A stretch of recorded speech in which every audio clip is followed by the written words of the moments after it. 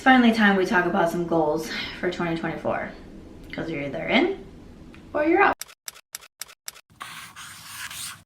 Welcome back, everyone. Today's video is going to be a Chatty get ready with me. I have some new products that I've seen a lot of requests to use from the new Colourpop Lost in Love collection. So I'm going to be using the Lost in Love eyeshadow palette. I have a cream blush. This is just me personally, but I really wanted to use this little sponge guide today. I did also recently pick up a new lip product from Tarte. This is one of their Maracuja Juicy Lip Plumps in the Shimmer Class formula. So those are some of the products I'm going to be using today. And I'm going to be talking about 2024, some of my goals, and kind of like what's trending right now on social media is talking about like what's in and what's out for 2024. So I did a little post on like Instagram and my TikTok talking about my ins and outs for the year. I'm just going to elaborate a little bit more on those and what I want the year to look like. I would love if you wanted to leave any of your goals for 2024 in the comment section, or if you have any ins and outs, if we share any ins and outs, I would love to know. I'm going to get started using the L'Oreal True Match, and I'm going to use the cute little Colourpop Sponge from the Lost in Love collection. I think this actually changes colors. I think it turns like pink once you get it wet. So let's wet it and see what happens. Okay, why did I think I was seeing people, I thought this turned pink. I don't know, maybe I'm crazy. Mine didn't do anything but get bigger, but that's fine. Of course, we'll link everything that I am using down below. I know some of you were telling me that my Colourpop code wasn't working. I feel like at the end of the year, they like deactivate so many people's codes, and then we have to like email them and be like, hey. So my code is now active again on Colourpop, which is MARCHBEAUTY. Don't know why they do that. But to jump into it and to talk about some of my ins and outs, let's start with maybe like an out first. So one of the first outs that I put on my list was people pleasing. This has been something that I've talked about for a long time because I have always been a people pleaser. And I think I discussed this in a podcast episode once of Start Inspired about one thing that my therapist told me a while ago is that when it comes down to people pleasing, it's actually kind of a form of self-sabotage, which I have self-sabotage listed as the next out. But she said it's a way of kind of like making excuses for not doing what you want to do. And that to me was really eye-opening. I had never really thought of people pleasing in that manner. I always thought being a people pleaser was like, oh, but just like I want everyone else around me to be happy. I want to make others happy. So even if I'm doing something that doesn't necessarily make me happy, like at least I'm still making someone else happy and that sort of thing. But the way that she was explaining it is that way I don't have to kind of like essentially be making my own decisions. I'm kind of letting other people decide like what I do, even from like the big things to the small things, right? Of like, where do you want to go for dinner? Like if I never speak up because I'm trying to make other people happy, I'm never like making myself happy. I'm never, or I'm not like voicing my own opinions and that sort of thing.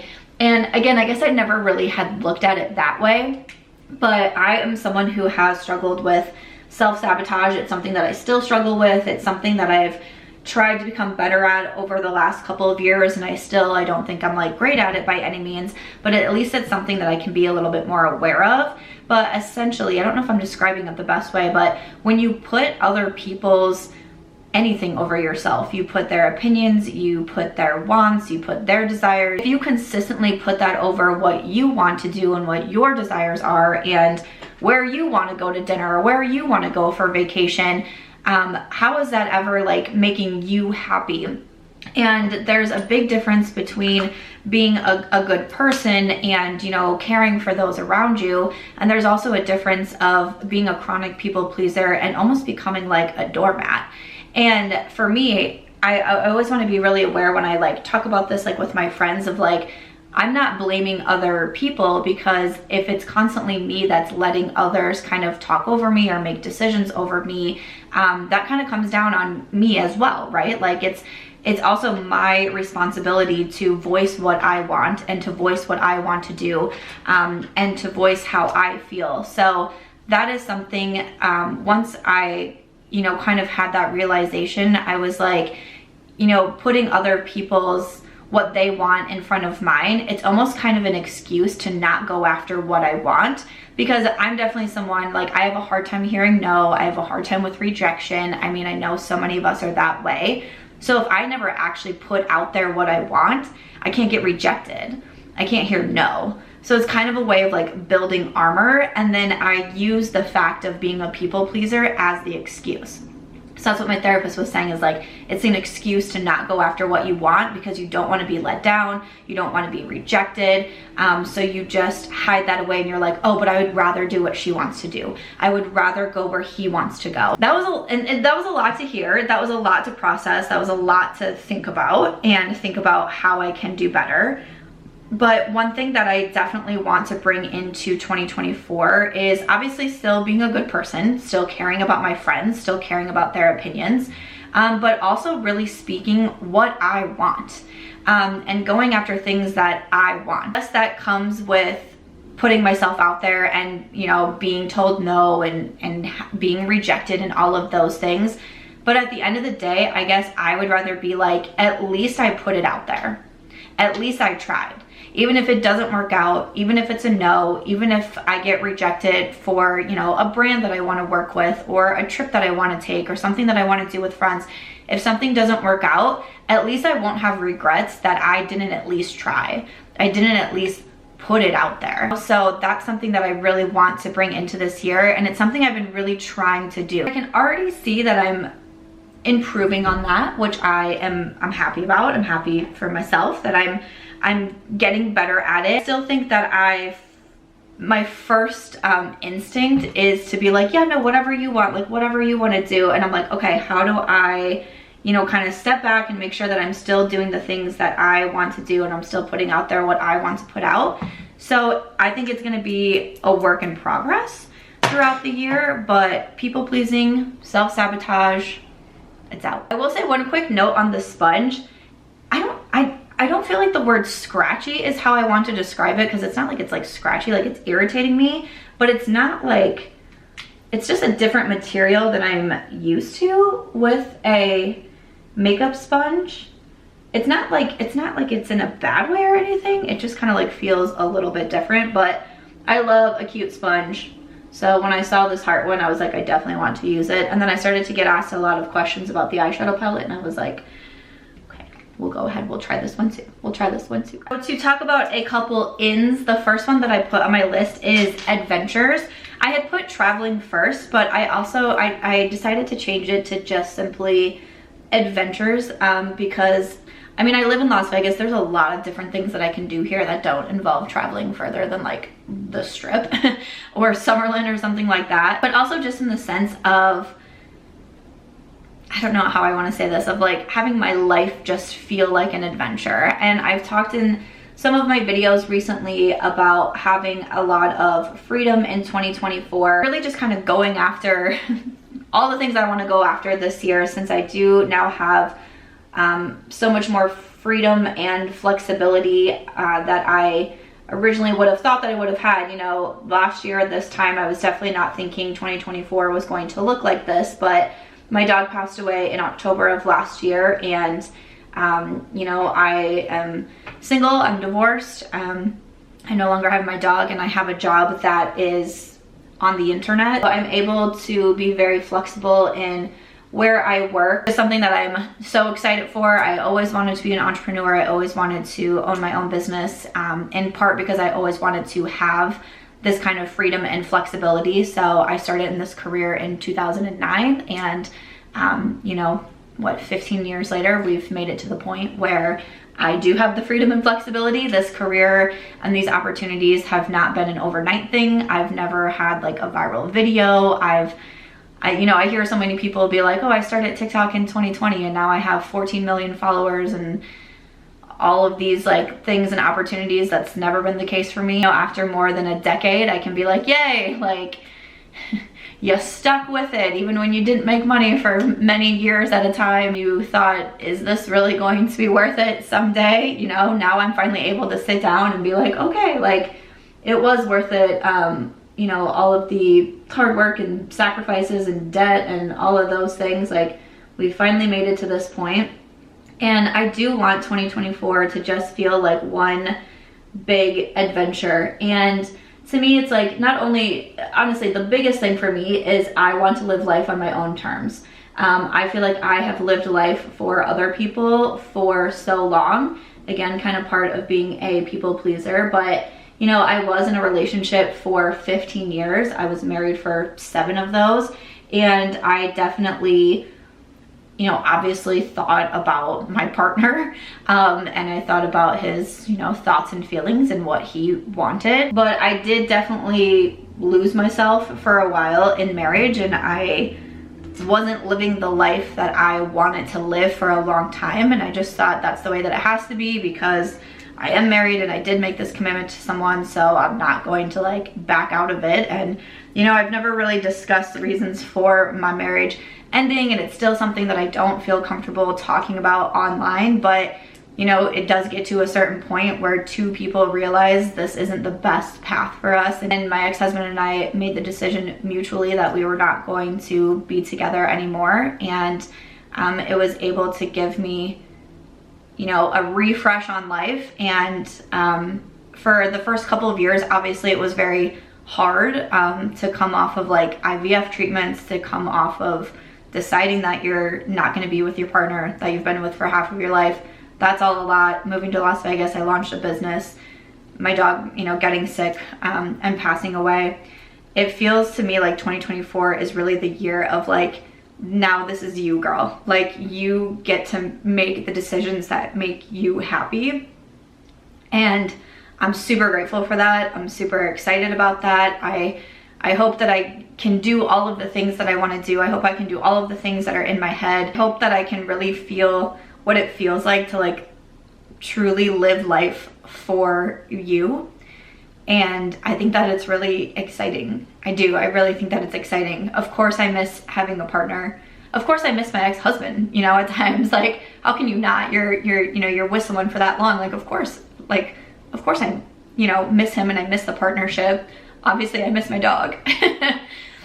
Can't talk about Aries without crying. And of course, I miss things like the stability of having a husband. And you know, some days my days in my life are so flexible, it's almost like a little bit on the overwhelming side, because it's like, oh, there's just like so many things I can pick to do. And sometimes I'm like, I don't want to pick the wrong thing, I don't want to schedule the wrong thing, I don't want to be somewhere at the wrong time. Like, I don't know, it's just in a weird way, it can get a little bit overwhelming like that. I also just go back to like, this is the year that I get to live for myself, and how exciting is that? Because I don't know what the next couple of months are gonna look like. I don't know, you know, I don't know. So at least for right now, I have like a sign that's in my office that says adventure is in my soul, and it's like a map of the world. And like, that's how I feel. Like, adventure is in my soul, and adventure is a great word for 2024. My word of the year for 2024 is freedom. So that's something that I think about a lot, and something that I'm grateful for a lot. My other word of the year is community, and that's something that I've been doing a lot with like the group trips that I've done. We just went to Ireland. I'm going to Greece in October. If you're interested in the Greece trip, I always have a link in my description box. But we're going to Greece in October. I'm hosting 14 women in Las Vegas in March, so I'm super excited about that. I will be announcing another US weekend retreat coming soon. Coming very soon. Any guesses where it's gonna be? Or who it's gonna be with? No, coming soon. So just trying to bring like community together as much as I can. So those are my 2 word of the year. And something that's interesting to me too is I do one-on-one calls through my brand. So my website is bysamanthamarch.com. So I do like private sessions with me. We do like Zoom calls. I had a Zoom call yesterday with one of the women that I work with, and we were talking about like her word of the year. And she said her word of the year is reimagine. And I really thought that was such a great word of the year. And she did say that I do have permission to like talk about her story. She said if there's anything that you wanted to share online about what we talk about, she's like, I'm, you know, happy to, like, I'd be honored to share, because hopefully it's going to help other other people as well, but she's going through a lot of you know, health struggles right now, and her life really looks different because of what she is going through. And she said, you know, I realized that I haven't really sat down to reimagine what my life looks like now as I go through this like next journey in life. She said that's something that I really want to do, is to reimagine what life looks now. And that really hit me because I was like, I'm kind of in the same boat. I've talked about how I'm no longer the girl from Iowa. I'm no longer a wife. I'm no longer a dog mom. That I feel kind of like adrift and I'm not really sure what life looks like. I need to take time to reimagine what life is like for me now. So when she was saying that, it really hit home for me. And I said, I bet a lot of women especially can kind of relate to that. You know, of course, not everyone's going through the same thing, and what I'm going through is very different from what she's going through. It's different from what you're going through. But sometimes we do have to take a step back and reimagine and revisualize what our life looks like. And I just thought that was such a good word of the year. So I would love to know what yours are. Again, mine are freedom and community. Throw in a little bit of reimagine in there as well. So I would love if you wanted to drop any of yours in the comment section. To go along with like adventures is having the why not mentality. And this is something that I have talked about on my channel before too. And it was something that I was trying to embrace in the year of 2020. So I lost one of my aunts January 1st of 2020. And I had told the story online of I saw her in November of 2019. Unfortunately, we were at a funeral at the time for another one of my aunts. I lost 2 aunts within like 6 weeks of each other around that time. Talking to my aunt, her name was Bonnie, and she was telling me that she wanted to tell me an idea that she had. And she was like, but not here, you know, the next time that we see each other, I really want to tell you about this because I think like you would be really interested in it. You might be able to help me with it and all these things. And she was like, I know, like I'm older, but I just think like, why not? Like, why can I not do this? And like, I really want to go for it and all these things, right? 6 weeks later, she dies. And I really struggled with that because, you know, I remember my mom calling me and telling me the news. And that was like one of the first things that my mind flashed to, was that last conversation I had with her, was her saying, why not? Like, why not? I want to go for this. Why should I not do it? And, you know, like, it wasn't like she was sick. Like, we didn't know. Her death was quite unexpected. And so it really put a lot of things into perspective for me, right? And it was something that I thought a lot about. And I remember talking in videos of being like, I want 2020 to have that why not mentality in honor of her. But also just like, what a way to live life, right? You know, why not? Like, you want to go, like, you want to do something, why not? Go after it. Say what you want. Say what you want out of life. Say what you want from the people in your life. Say what you want from the work and the career out of your life. Say it, why not? Then obviously 2020 was wild, you know, 2 months later, we're going into self-isolation and all of these things. The world is changing. And I do feel like there was a lot of times during that time that I kept flashing back onto why not. And especially with the world changing, you don't know what it looks like. You don't know when you can leave your house again. You don't know when you can see loved ones again. It really started to put things into perspective to me of like, is this what I really want? Is this what I really want my life to look like? Am I really happy right now? And ultimately, you know, deciding not to be married anymore. And then when I was thinking about moving, I was like, I can't move. Like, I can't move out of Iowa for someone who always says like, I, you know, never really expected to stay in Iowa. I can look back on my life and understand that I made so many decisions out of fear.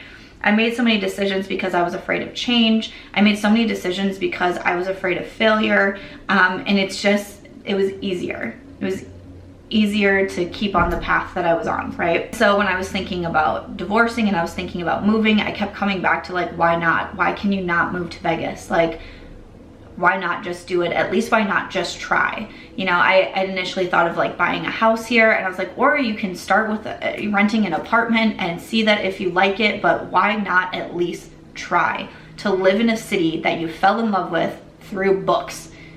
Why not just try? And so that's a mentality that I really want to carry over into 2024 as well, is just why not?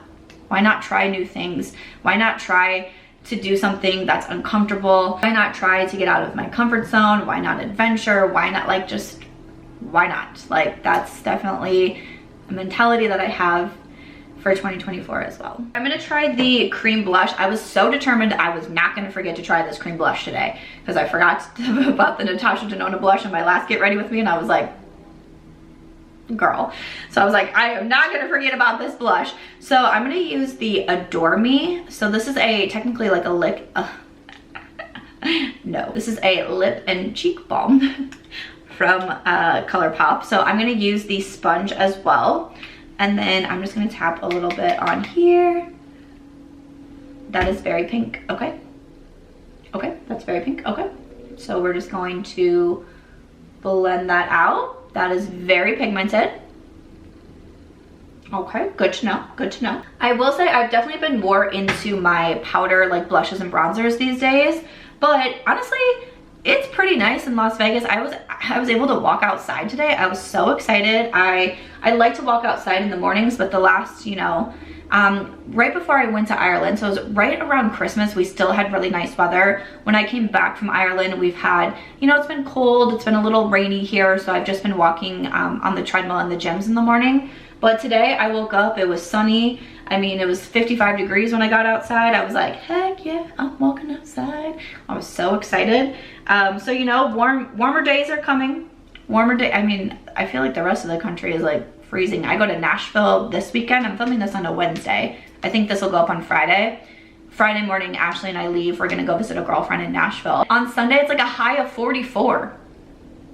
Like, are you joking? 44? I'm like, that's uncool, Nashville. So I feel like I don't know. I need to pack today. I'm on the strip all day tomorrow for content. So I'm like, I need to pack tonight. I'm like, what am I was gonna bring like cute skirts and dresses, and now I'm like, I don't know, a snowsuit? I don't know what to bring to Nashville. But we are off on another adventure. I've never been to Nashville as an adult, so I am very excited for that. This blush is pretty. Like I said, it's very pigmented, but you know, with blushes, I try not to panic too much. I did a lighter hand over here, and I feel like that looks, you know, a little bit better. Blush can fade a little bit, you know, quicker, or I can always take like my sponge and kind of like tap everything out, kind of blend it a little bit. Again, with blush, I try not to like panic right away. Like, I'll see what it looks like as we get to the end and see if I need to like do anything, but that's a pretty blush. That blush was not playing. It's pretty. Let's look at another out on my list, overconsumption. Yeah, overconsumption. And to me, that's in like a lot of areas of life. You know, one thing that I do think about is makeup. I just did my makeup inventory video. So I counted all of my makeup in every category. So I have those numbers up. Thank you for all the love on that video. I feel like it's getting a lot of love, a lot of really positive comments. I'm definitely I've been trying to move into like the minimal makeup collection. And I feel like that makeup inventory really showed that I was being serious about it. I was really trying hard to have that more like minimal mindset. Definitely overconsumption when it comes to, you know, buying makeup or other material products. It's just something that I've been trying to cut back on. I said in one of my videos that I care more about like memories over makeup. But honestly, to me, it's like memories over like material things in general. Again, I would rather adventure. I would rather do things. I would rather go somewhere. I would rather take a vacation. I would rather go to a game. I would rather go to a concert. I'd rather go to an experience, like buy more makeup, more clothes, more shoes, more jewelry, more bags, more anything like that. Again, so kind of keeping on like the trajectory of like adventure, but also overconsumption when it comes to like sugar. Refined sugar is something that I have been actively trying to cut back on for over the past year. And I think I've done a really great job at it. I still love sweets. You'll still see me talk about my ice cream and my s'mores and my Kit Kats and all of those things, but I have become much more aware of how much sugar I am consuming. I love to make my own desserts at home. Like the other day I made it's like bananas and then peanut butter and then like a dark chocolate on top with some sea salt. So when I do have cravings, I'm reaching for something like that versus something that's really high in refined sugar like a Kit Kat or different things like that. I'm not a big alcohol drinker, but definitely alcohol is something that I'm very aware, especially living in Las Vegas and with all of the events that I do. A lot of times they come with free alcohol or free bottles. But also one thing I really love about Las Vegas is the mocktails. Sometimes those can get high in sugar, of course. It was funny to me because in Ireland, I think the women were able to realize that I really don't drink a lot. And someone asked me, they said, but I see you with like the drinks in Las Vegas, like what are those? And I said, well, a lot of times they're mocktails. Vegas does a great job of making their mocktails like look fun and fancy, and they put like a whole slice of watermelon on them, and they're still shaking things up, and like it still makes for the great content, it makes for the good photos, it makes for the good videos, but it's not actually alcohol that you're consuming. So that's something that, you know, I like to be very aware of as well. So just overconsumption in a lot of different areas in life is something that I'm definitely trying to be more aware of. All right, so next up I'm gonna go into the Lost in Love palette. I started to get a lot of requests to use this. I wasn't necessarily thinking I was going to.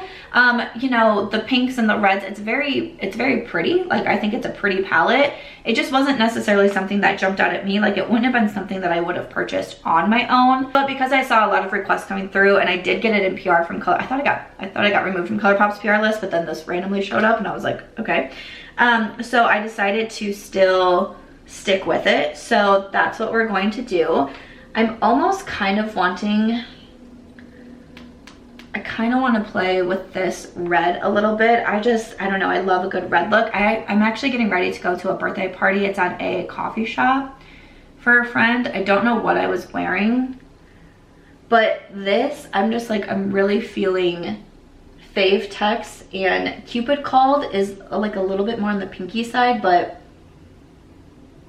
that's what I'm gonna go with right now. So another in that I put was Community versus Clout. So taking fave text, Community versus Clout. I did a whole YouTube video on this, so I can link that one up in the cards as well. But kind of in that video, I was talking about, you know, sometimes I see things of like, oh, I only share things about my life like for views, or like for clout, for sympathy, for whatever. And it was something that I like sat and thought about for a while, because especially like after my dog was diagnosed with cancer, I started getting like wild accusations that like I was only talking about it because I wanted people to like give me things and send me things and like all this stuff, like basically saying I was using the worst moment of my life for views on the internet. Like, I don't know if people understand how hard it was for me to talk about what Aries was going through. I would most definitely rather have kept a lot of it to myself. And honestly, after she was diagnosed, I did disappear offline for a while. I had people helping me run my social media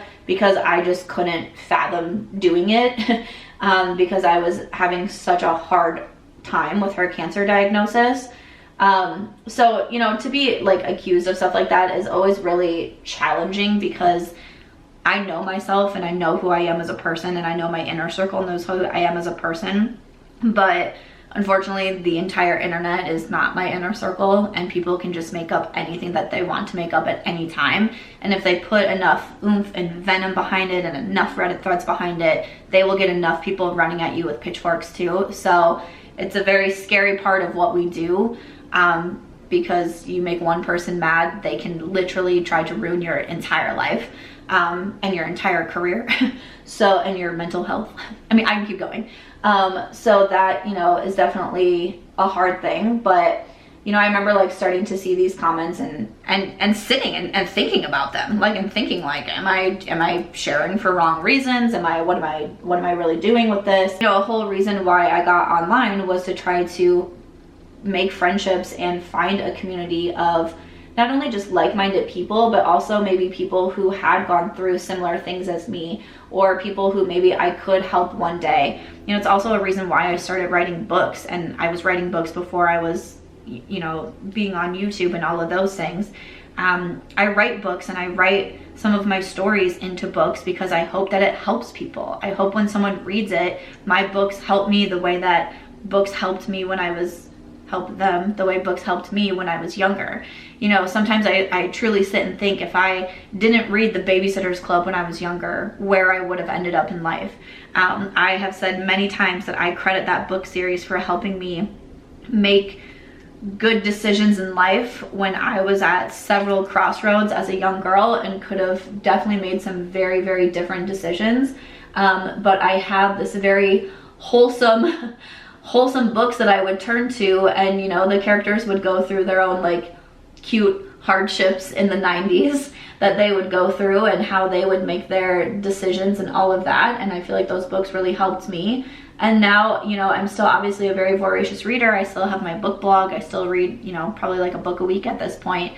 And there's so many books that help me see things from a different perspective and help me put my own thoughts and feelings and problems into a different perspective where I can see things in a different light.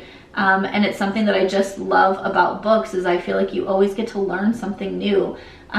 Or sometimes you just get to escape and be out of touch with your own reality for a while. You know, when Aries was going through her cancer battle, I was really turning to books that weren't too deep, that were just fun, that I could just read about a socialite in Paris doing whatever she wanted to do, and it was like, oh, I just get to escape for a little bit and I don't have to think about cancer and chemo and losing my dog. Like, great, right?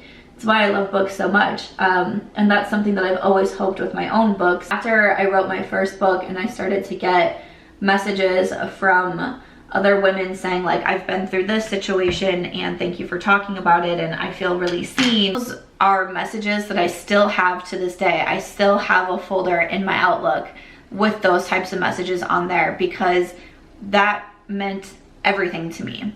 And so even when it comes to sharing things now in an online platform, when I realize that I'm actually helping someone, anyone, one person, that makes it all make sense to me. And especially going back to like Aries, you know, cancer battle, a lot of us have lost a pet. A lot of us are gonna lose a pet. A lot of us have had to deal with cancer or some type of other sickness with our pets or with loved ones.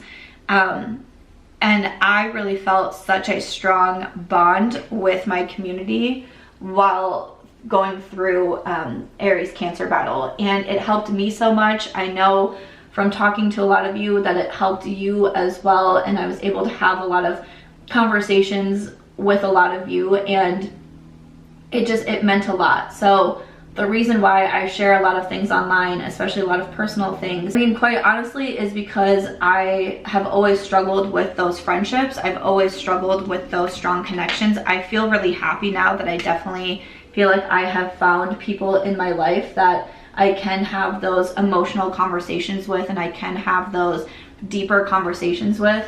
But for a long time, I didn't have that, and I turned to the internet. And that was what was all about building this community. And I'm super grateful for it, and it's why I continue to share the good and the bad. I share the ups and the downs. And I, you know, personally, I love to be able to show that you can rebound after something like divorce and find happiness again. You can start over. You can do it. Like, that's something that makes me really happy that I'm able to show other women, because especially women who go through a divorce, it's a lot. I learned a lot. I learned a lot from a lot of you that have gone through it. It is really hard and it's really scary, especially for the women. It seems to be a little bit easier on the man, especially like financially and things like that. But also just like the scorn. I feel like divorced women are looked way down upon than a divorced man is. You know, we just still have these things in society that don't make sense to me, but that's another one of them. But I share because I hope my stories help other people. I hope they inspire other people. But I also share because it helps me. It helps me not feel so alone. You know, this is something that I talked about many years ago. It seems like I always find friends who, like, parents are still married, you know, have like a well-off family. You know, my group of girlfriends in college, none of them had to work. Their parents were paying for their college. I worked 3 jobs. Every single one of my friends in college, like my core group of 5, all their parents were still married. Like, you know, I was like, what? And then even my ex-husband, like, parents still married, like siblings like married and happy, like family does well, all these things. And I'm like, why am I so like, it seemed like my friends like couldn't relate to me and my struggles on that level, right? And not that it's like a bad thing by any means, but like we couldn't relate on that level. And I always felt so strange. Like I always felt like such an outcast. Then you throw in the fact of like my biological father is a sperm donor. I was like, oh my gosh, I can't get any more weird, right? Like I was like, I can't be any different from the people in my life. Like, why am I so freaking weird? And then to be able to turn online and have people like, I'm from a broken family too, and I had to support myself through college, or I've had an abusive past and I've had to get over this, like, it makes me feel not so alone to share my stories. And I'm so grateful for everyone who has shared back with me, whether it be in the comment section, a DM, an email. I'm so grateful for everyone that has been vulnerable enough to share a story back with me, because it makes me feel not so alone and weird. And it's something that I am definitely very appreciative to. That's why I continue to share things. And it really is for the community. It's not for the clout. Honestly, I think I'm a terrible YouTuber. I'm a terrible content creator. I don't think about things in a way of like what will go viral. I oftentimes don't think in a way of like, how do I get more subscribers and viewers? I think about my community right now. And that's something that like other YouTubers will tell me, YouTube coaches will tell me, like, you can't just think about who your audience is right now. You need to think about getting a bigger audience. And honestly, in my mind, I'm trying to figure out how to get a smaller audience. Like I'm trying to figure, like, that's why I like the memberships, and we do like the live Zooms and then the retreats and the trips that we do. Like I'm trying to find ways to actually connect with people in my community, not just have one big gigantic community where I can't keep up with everybody. I already have a hard enough time. You know, Ashley asked me the other day, I was sitting there and I was like, I'm just gonna try to answer a few DMs. She goes, how many DMs do you get a day? And I said, oh, well over 100. And she goes, and you try to respond to them? I was like, well, I mean, I try. Like, I can't get to everybody, and like, but I try my hardest. And like, obviously then I have comments on YouTube, comments on TikTok, I have emails, I have the DMs on Instagram, comments on Instagram. And she's like, I don't understand how you think that you can get through all of them. And so it's like the thought of having like huge platforms and trying to keep up with everything and trying to actually like form connections with people is very overwhelming. So that's why I don't think I do very good. And obviously I can see it. Like when people try to talk smack about me on the internet of like, Samantha doesn't grow, I know, I can see it too. That's why I say I'm a terrible content creator, because I don't think in terms of like what will go viral and what will like get my videos out there. I think of like, how can I bring a small group to Las Vegas? How can I bring a small group to Ireland? How can I bring a small group to Greece so I can actually get to know people? That's what's more important to me than continually just rising in public numbers. Public numbers does not interest me. Being able to say I have this many subscribers and this many followers, that doesn't interest me. To be able to say, hey, I'm hosting a Vegas retreat and 14 women are flying here so we can hang out together for a weekend, that's what's important to me. I'm going to Ireland for 10 days and 12 women are leaving their families, their friends, their jobs, and they're coming to explore another country with me for 10 days. That's what's important to me. Not being able to say, I have all of these subscribers. Like, to me, that's empty. Like, to me, that's empty. That doesn't mean anything. So that's something that I'm like trying to hold on to as well in 2024, is not having that mindset of like, I need to have these flashy public numbers that you can see. It's what's behind closed doors that's important to me. I wasn't really thinking I was going to talk that long about this, but this might be a very long video. Another out that I had was settling for the bare minimum. Like, no bare minimums. No bare minimums in 2024. Like, and that comes with so many things, including like friendships. Like, I've definitely had a lot change in like friendships over the last like few years since moving to Las Vegas and trying to find my people and you know, all of those things. I want to tap just a little bit of So In Love on top, just with my finger. I'm just gonna tap, like, no, not with my finger. I'm gonna use a brush. So the Sigma E56. I'm just gonna tap a little bit on top. I didn't want to go like too pink, but maybe I'll wear pink to the coffee birthday now. But settling for the bare minimum. I mean, I don't want to do it. I don't really discuss my dating life online because I don't date, so there's that. You know, it's been 3 years since my divorce, and it's not something I've been interested in. I've been interested in myself, my business, my dog, all of those things. But maybe 2024, I think we might be like, we might do dating in 2024. I don't know yet. We don't know. So I'm probably still not going to be talking about it a lot. But one thing when I think about it is that we're not settling for the bare minimum. That's what we're not doing in 2024. No. I also put procrastination as an out. This is a big struggle for me. I am a queen of procrastination and I hate it. I've always been this way. I have always been such a last minute person, and I've also always said I do better at last minute because I'm just I can get more in the zone and I can get it done, and I'm but it stresses me out so much. I'll leave my videos to the very last minute and then I'm stressed and I'm trying to edit. I'll leave even something like packing. I'll leave packing to the last minute. So that's why last night I had my Nashville outfits out and I'm sending pictures to Ashley being what do you think about these? I'm trying really hard to not push things off. And honestly, since I've been trying this the last few weeks here, I can see what a difference it makes. To have videos just up and ready to go, great. You know, to have something like my Nashville outfits are ready to go, great. I just need to put everything in the suitcase. I don't need to be stressed about it. Procrastination, I'm really trying. I'm really trying to be more organized and on top of things this year. If anyone has procrastination tips, I'm all about it. One thing that I also put, oh, that's funny because I was talking about dating, but I also put as an in is solo dates. This is something that I've done for a while and something that I really, really like to do. I just think it's so fun to take myself out to dinner, or a lot of times I do at lunch.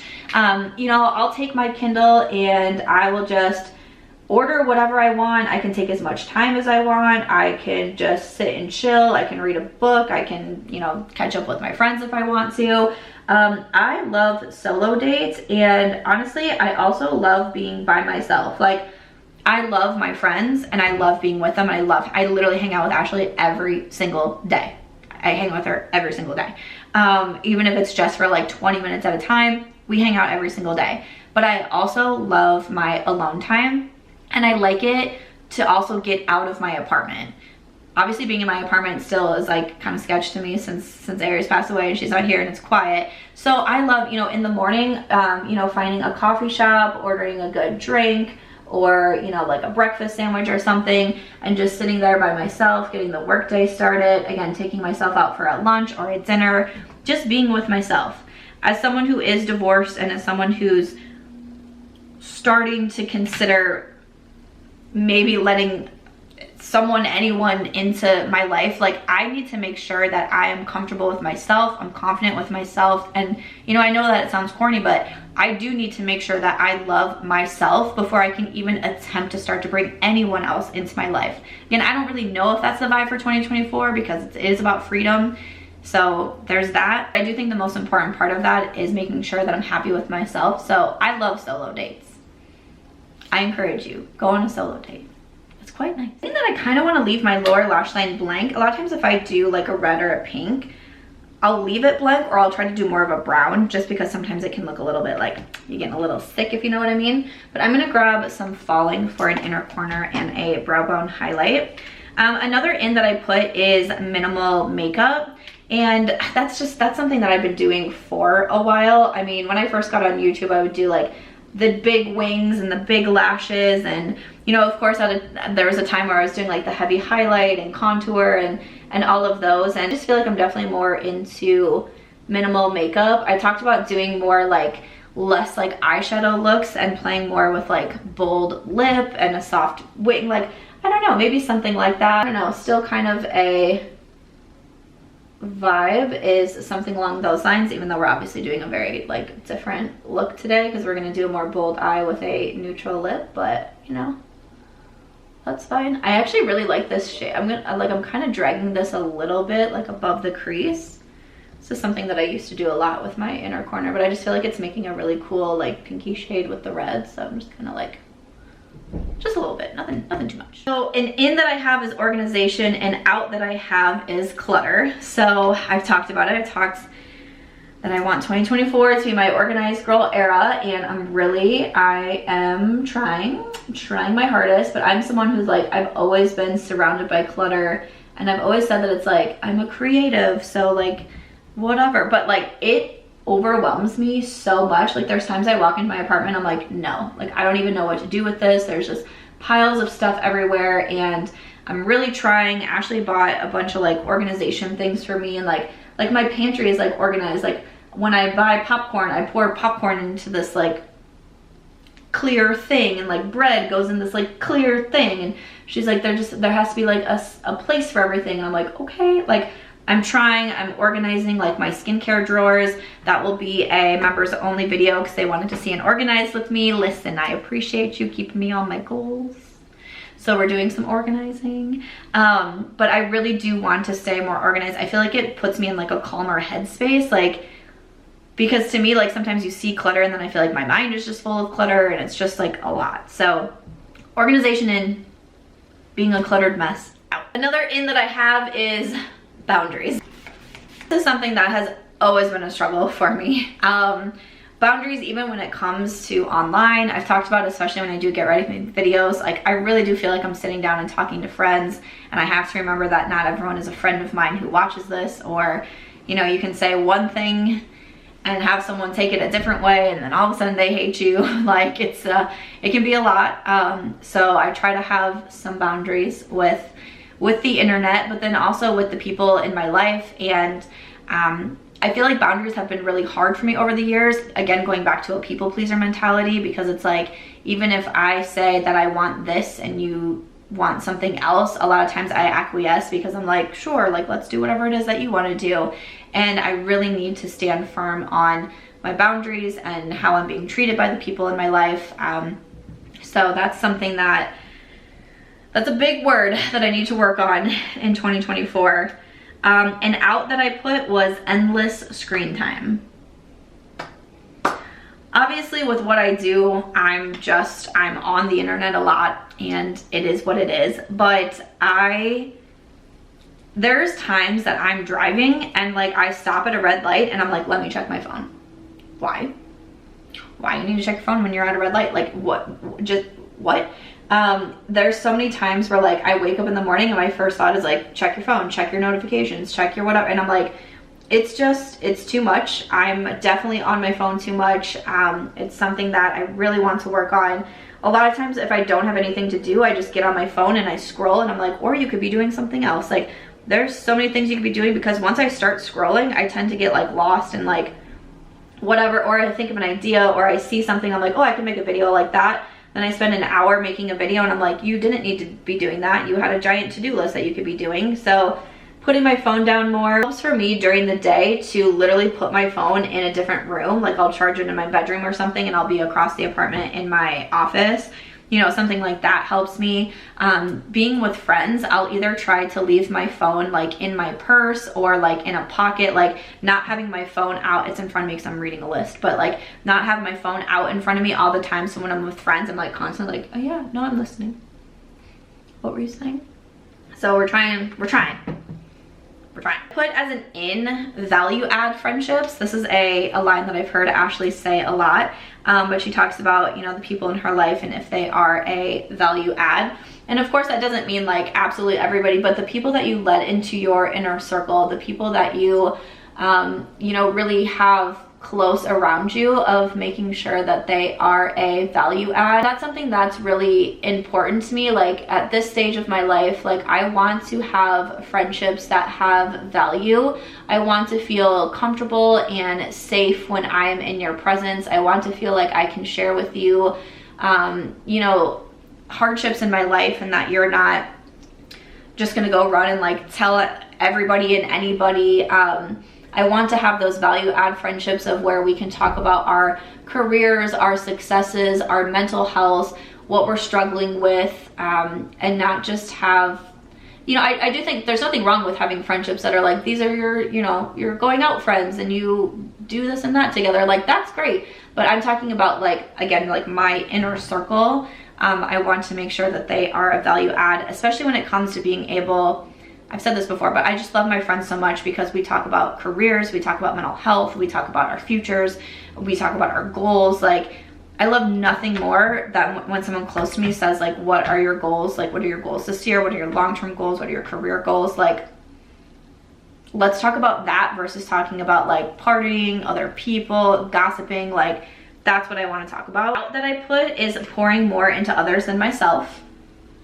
Kind of have a theme here with people pleasing, but there's definitely times that I realize I do things or agree to things because I know it'll make others happy, and maybe it's like I'm exhausted and I'm running on E, but I'm still doing things and signing up for things because you know, I'm helping someone else and I need to put myself first. I need to put my self-care first, especially after the last couple of years and like what I've gone through health-wise. It is very important to me to have like the downtime, to prioritize my sleep, to prioritize you know, the good food that I'm eating, not consuming a lot of alcohol or sugary drinks or things like that. Another out that I put is overthinking. Listen, that's so hard for me. I overthink like literally everything. Me and one of my close girlfriends are the same way. I remember the other day she was talking to me and she was like spiraling, and I was like, this is your anxiety speaking. Like, you're overthinking things. Like, just stop it. And I'm like, I mean, I do the exact same thing, but it's why I like to have the friends in my life that can tell me, like, girlfriend, you're thinking about this too much. Like, just stop, just let it go. And in that I put not hesitating to say what I want. Obviously we have a lot of like the same goals and themes that we're working towards here. Again, just not being afraid to say like, hey, like, this is what I want, or this is what I want to do. Not, you know, one thing that I think about a lot is I tend to think about how the other person will like react or what they'll say. So sometimes I don't say what I want or where I want to go or what I want to do because I'm already like, oh, that person's probably going to say no, or that person's going to be like, oh, okay, like, let's calm down. Like, so I'm already like, I'm putting more emphasis into what the other person is thinking than what I really want, versus like, or you could just say it. Or you could just say it because maybe that other person or that other business or brand or whoever, maybe they are in line with what you want, but no one's saying it, so how would you know? Communication. Communication, I think, is key in pretty much everything. Communication. Another out that I put is hyper independence. Something that I have worked through in therapy as well, and I know being told that hyper independence is kind of like a form of, and I just saw something, like I saw like a meme with this the other day, but it's like being so fiercely independent kind of comes from being let down so much. So if you can just be independent, not let anyone else in, and have your walls up so high and all of those things, you know, you kind of can't be let down, can't get hurt and that sort of thing. And that really hit home with me because especially after my divorce, I became so independent. When I moved to Las Vegas, I was like, I can do anything. I'm not asking for help. I'm not accepting your help. I'm not taking any handouts. Like, I have it. I can do it all on my own. And eventually, as I started to become closer friends with people, they were like, or you don't need to be that way. You can accept help. You can ask for help. And also the people in your life want to help you. You know, when you have good friends and you have good family and you have good people around you, like, my form of love language is acts of service, for sure. I will do anything for any of my friends. You need anything, like I will do it for you. For me, if someone were to take away the fact that I could like help them and do an act of service for them, like, I would be sad, because that's how I'm trying to show you that I love you and I care for you, or you're my friend, or whatever. That part to me is interesting. We've also been having some discussions on our love languages, because I don't know how I best receive love. I'm still trying to figure that out. I don't know, but I would say mine is probably acts of service. That was something that I had to learn, that I do have friends around me that's also their love language, is doing things that help me. So even when I was like, no, I don't need anything and I don't need your help, like, that's their way of showing that. And I think it's something that's good to know, especially with your close friends, of how you do you know, show love to one another, how you receive and how you accept. And I've heard about that in like the workplace as well, with managers learning, you know, how their staff like best receives and all of those things. So yeah, if anyone also knows their love language, I'm working on it. I'm trying to figure mine out, but I think mine would be acts of service. I use the Colourpop Oh Snap lip liner.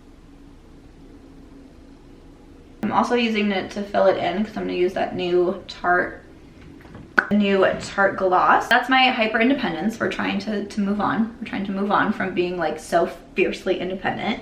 And then the final out that I put was external validation. To me, that comes definitely along the lines with the internet, especially working a job for so long that is kind of focused on external validation and views and likes and subscribers. And again, all of those public things that people can see, that's something that I'm trying to let go of and focus more on the community and the behind the scenes and all of those things. But external validation is definitely something that I know a lot of other creators deal with, but also a lot of other people deal with as well. And it can be a little bit easy to get caught up in. So it's something that I'm trying to be more aware of this year. So I'm using the Tarte Maracuja Shimmer Glass, and this one is in soft pink. This look is so fun. I feel like I'm like going to like a Galentine's party. Ooh, so cute. I really do like these shimmer glasses. Like, I didn't necessarily love just the like regular Maracuja lip plums from Tarte. Like, I thought they were fine, but I wasn't like losing my mind. But the shimmer glass is so pretty. It just makes the lips look a little bit fuller. There's like a little tingly effect with these, but I've been really liking them, and especially Oh Snap and then the soft pink. I've been really liking the combo, but like this look, I think it's cute too. The last couple of ins that I had, one was creativity. That's something that's really important to me. It's funny because sometimes I feel like with this job, it is all about creativity, right? Like everything we do is like creative wise. But sometimes I feel like I can kind of get stuck in a little bit of a rut of just like doing the same thing or making the same type of content. And I'm like, I want to be more creative this year. And especially since I'm doing more traveling, there's a lot more ways of me to be creative in that sense. I do also want to put Nora out this year, which will be my 10th book, right? My 10th book. So I want Nora's story to come out, and that's obviously a lot of creativity when it comes to the writing process. So creativity for sure. And then the last one is my word of the year, which is freedom. So I've talked a lot about that, but that's my word of the year and super grateful for it. So that's gonna wrap us up. Those are the ins and outs, some of my goals for 2024. This is my final makeup look. I really love how this turned out. I love the eyes. I think that they look beautiful. I love like reds, pinks, oranges with green eyes. I think is so pretty. The Tarte gloss I've really been loving. I like the blush. I feel like, again, as we've kind of like gone along, it's not like as intense as when I first applied it, but I still think that it looks very pretty. The sponge, again, not necessarily like my favorite, but it's cute, and I'll continue to use it. Like, I thought it was a fine sponge. So again, I will have everything linked down below. Let me know some of your ins and outs for 2024, and I'll see you in the next one.